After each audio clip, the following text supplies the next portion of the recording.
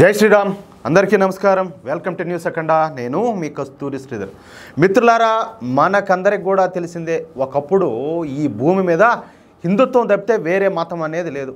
ఎందుకంటే హిందువులు ప్రకృతిని పూజిస్తారు, ప్రకృతిని ప్రేమిస్తారు. కాబట్టి మన సృష్టిలో ఉన్నటువంటి నిప్పు, నీరు, ఆకాశం, గాలి ఇట్లా పంచభూతాలనే దైవాలుగా భావించి పూజ చేస్తూ ఉన్నాం అన్నమాట. ఆ విధంగానే మనకు హిందుత్వం అనేది తరతరాలుగా ఇప్పటి వరకు మన వరకు అయితే కొనసాగుతుంది. ఈ మధ్యలో చాలా వరకు మతాలు వచ్చినాయి, అవేంటి అనేది కూడా మీకు తెలుసు. ఇప్పుడు దీనికి సంబంధించే ఒక ఇంట్రెస్టింగ్ న్యూస్ అయితే ఒకటి మీ ముందుకైతే తీసుకొచ్చిన. లక్నోలో, అది కూడా లక్నో ఏంటి, అది ఉత్తరప్రదేశ్లో. ఈ లక్నోలో ఒక అద్భుతం అనేది ఒకటి జరిగింది.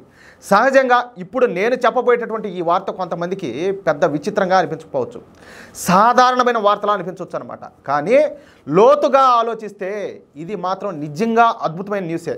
సరే, ఇంకా డైరెక్ట్గా పాయింట్కి వద్దాం. సర్ఫరాజ్ అహ్మద్, గుల్నాజ్ అహ్మద్ వీళ్ళిద్దరూ కూడా ముస్లింలే, అది కూడా కట్టర్ ముస్లింలు అనమాట. తమ మతం కోసం తల కోసుకోవడానికైనా లేకపోతే తల తీయడానికైనా కూడా వీళ్ళిద్దరూ కూడా సిద్ధపడతా ఉన్నారు. వీళ్ళలో ఈ సర్ఫరాజ్ అహ్మద్కు 40 సంవత్సరాల వయసు, అలాగే ఈ గుల్నాజ్ అహ్మద్ వయసు వచ్చేసి 32 సంవత్సరాలు.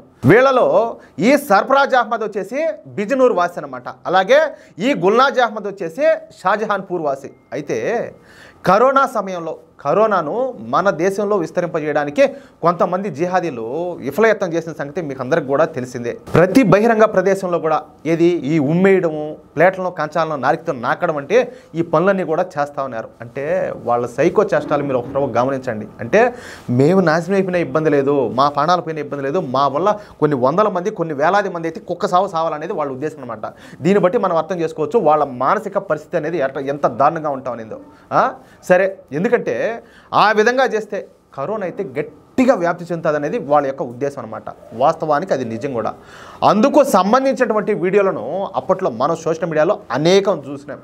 ఆ సంఘటనలు గమనించినటువంటి ఈ సర్ఫరాజ్ అహ్మద్, అదేవిధంగా ఈ గుల్నాజ్ అహ్మద్లకు ఆశ్చర్యం వేసింది. ఇదేంది, మన దేశంలో ఉంటా వీళ్ళు ఈ విధంగా ప్రవర్తిస్తున్నారని వాళ్ళిద్దరూ కూడా ఆలోచించడం మొదలుపెట్టినారు. ఇకపోతే ఆ ఆలోచనలు క్రమేపీ పెరుగుతూ వచ్చినాయి.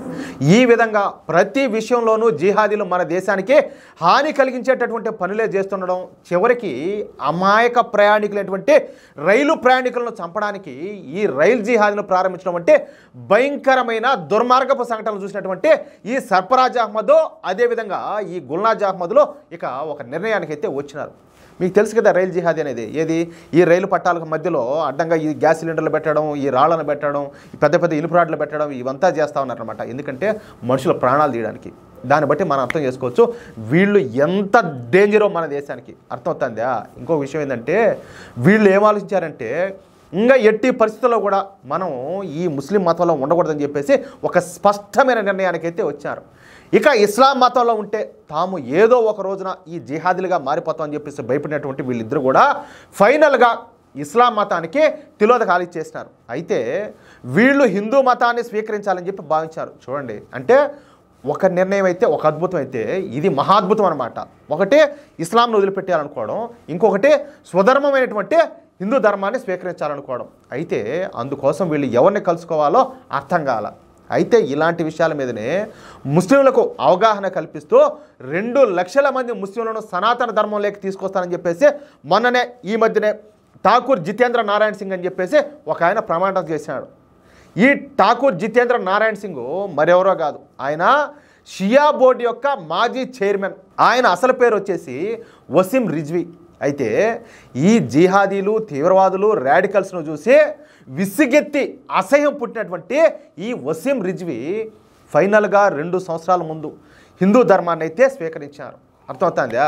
ఇక కనీసం 2 లక్షల మంది ముస్లింలను హిందువులుగా మార్చారని చెప్పేసి మొన్ననే పంచభూతాల సాక్షిగా ఆయన ప్రమాణం చేసినారు. సరే, ఆ విషయం తెలుసుకున్నటువంటి ఈ సర్ఫరాజ్ అహ్మద్, అదేవిధంగా ఈ గుల్నాజ్ అహ్మద్లు వెంటనే ఈ వసీం రిజ్వీ, ఎవరు వసీం రిజ్వీ అంటే మన స్వధర్మంలోకి వచ్చారు కదా ఈ జితేంద్ర నారాయణ సింగ్ ఠాకూర్, ఈయన కలుసుకున్నారు. వాళ్ళ మనసులో ఉన్నటువంటి మాటను చెప్పినారన్నమాట. అంతే, ఇక ఈ ఠాకూర్ జితేంద్ర నారాయణ సింగ్ వాళ్ళిద్దరిని కూడా మంకమేశ్వర్ ఆలయానికి తీసుకెళ్ళి వాళ్ళిద్దరికీ గంగా జలాన్ని ఇచ్చి ఆ పైన వాళ్ళిద్దరికీ నీటిపైన తిలకం దిద్ది సనాతన ధర్మంలోకి స్వాగతం పలికినారు. అర్థమవుతుందా. చూడండి, ఒక్కసారి ఇక్కడ స్టెప్ పెడితే ఆ మార్పు అనేది అక్కడే కనపడుతుంది. ఇక అక్కడే ఉన్నటువంటి మాతా మహంత దేవ్యాగిరి గారు ఆ ఇద్దరు ముస్లింలకు హిందూ మతాన్ని స్వీకరించేలా పూజలు చేశారన్నమాట. ఇక పంచభూతాల సాక్షిగా వారి పేర్లను రాజన్ మిశ్రా, విరాట్ మిశ్రాలుగా మార్పు చేశారు. మార్పు పూర్తయింది. ఇక ఈ సందర్భంగా ఈ సర్ఫరాజ్ అహ్మద్ అదేవిధంగా ఈ గుల్నాజ్ అహ్మద్లు వీళ్ళిద్దరూ కూడా మాట్లాడతా, మేము ముస్లింలుగా జీవించి అనేక తప్పులు చేసినాం, కానీ కరోనా సమయం నుంచి మాలో అయితే స్పష్టమైన మార్పు అయితే వచ్చింది. మధ్యయుగం నాటి ఆచారాలను ఎప్పటికి కూడా పాటిస్తున్నారు. అంతేకాకుండా అనేక మంది ఉన్మాదులైనటువంటి మతోన్మాదులు ఈ మతంలో ఉన్నారు. అందుకే మేము ఈ ఇస్లాం మతాన్ని త్యజించినాం. ఇకపైన మేము పూర్తిగా హిందువులం. తమకు ఇస్లాం మతానికి ఎటువంటి సంబంధం లేదు. హిందూ మతం మనకు ప్రకృతికి దగ్గరగా ఉంటుంది, ప్రకృతిని ఆరాధిస్తుంది. నీటికి భూమికి కూడా హిందూ మతంలో గొప్ప స్థానం అనేది ఉండాలి. అందుకే మేము సనాతన ధర్మాన్ని మేము స్వీకరిస్తున్నామని చెప్పేసి వీళ్ళు ఎంతో గొప్పగా సంతోషంగా చెప్పినారు. కానీ ఇలాంటి నిర్ణయాలు తీసుకోవాలంటే ఫస్ట్ దమ్ము కావాలా, ధైర్యం కావాలా. ఎందుకంటే ఇన్నాళ్ళు వాళ్ళు ఏ మతాన్ని అయితే అనుసరించారో వాళ్ళ నుంచే బెదిరింపులు, దాడులు ఇవన్నీ జరిగేదానికి ఆస్కారం ఉన్నదనమాట. కానీ వాటిని ఏ మాత్రం లెక్క చేయకుండా, కేర్ చేయకుండా వీళ్ళు ధైర్యంగా సనాతన ధర్మాన్ని అయితే స్వీకరించారు. ఇంకొకటి, వాళ్ళు ఎందుకైతే సనాతన ధర్మాన్ని స్వీకరించాల్సి వచ్చిందా అన్న ఆ అంశం మీద కొండ బద్దలు కొట్టినట్టు ముక్కుసూటిగా వాళ్ళ అభిప్రాయాలు అయితే తెలియజేశారు. ఇది ఆ విషయం అయితేనా అంటే మార్పు అయితే వస్తుంది. నాకు తెలిసి దీని వెనక బ్యాక్గ్రౌండ్లో ఈ వసీం రిజ్వీ, అదే ఈ జితేంద్ర నారాయణ సింగ్ ఠాకూర్ ఉన్నారు కదా, ఆయన చాలా వరకు మంచిగా హార్డ్ వర్క్ చేస్తారన్నట్టు కూడా నాకు అనిపిస్తుంది. ఏమంటారా మిత్రులారా? ఈ న్యూస్ కనుక మీకు నచ్చినట్టయితే ఖచ్చితంగా ఈ న్యూస్ నలుగురికి షేర్ చేయండి. అదేవిధంగా ప్రతి ఒక్కరూ మీ యొక్క అమూల్యమైన అభిప్రాయంలో ఖచ్చితంగా కామెంట్ చేయండి. ఇంకో మాట, ఇంతవరకు మీరు కనుక మన ఛానల్ సబ్స్క్రైబ్ చేయనట్టయితే ప్రతి ఒక్కరు కూడా మన ఛానల్ సబ్స్క్రైబ్ చేసుకోండి, సపోర్ట్ చేయండి ప్లీజ్. జై శ్రీరామ్.